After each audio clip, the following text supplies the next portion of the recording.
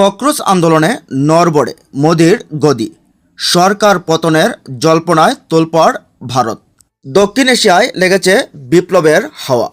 শ্রীলঙ্কা থেকে শুরু বাংলাদেশ, নেপাল, এবার ভারত।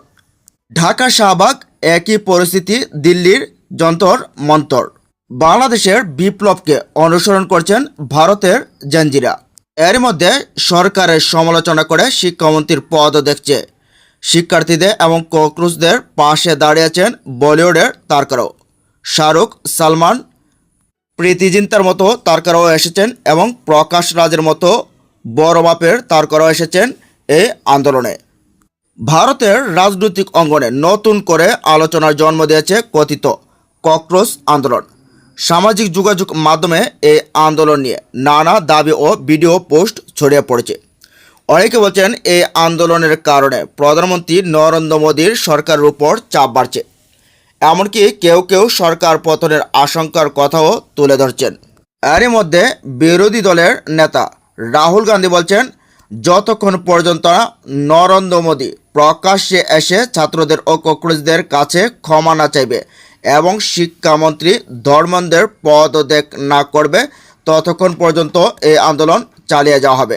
আজ সারা ভারতে বিক্ষোভ কর্মসূচি পালন করেছে ছাত্র জনতা ও ককরোচ।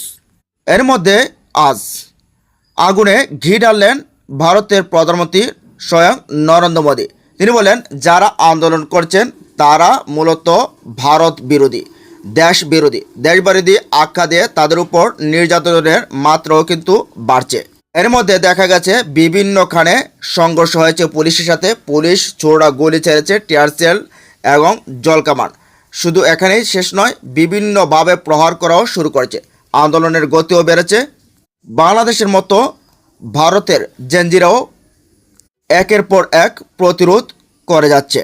বিশ্লেষকরা বলছে, যদি এখানেই মোদি নতি স্বীকার না করে, তাহলে সেই আন্দোলন একইভাবে বাংলাদেশের মতো সরকার পতনের আন্দোলনও রূপ নিতে পারে। হয়তোবা সে সময় মোদির গদিও শেষ হতে পারে।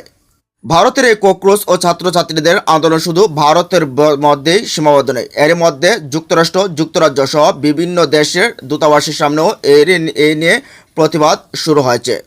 প্রিয় দর্শক, এই ভারতীয় বিজেপি সরকারের বিরুদ্ধে ককরোচ এবং ছাত্রছাত্রীদের এই ন্যায্য আন্দোলনের ব্যাপারে আপনার মতামত কি জানিয়ে দিন কমেন্ট বক্সে। ভালো থাকুন, সুস্থ থাকুন, আল্লাহ হাফেজ।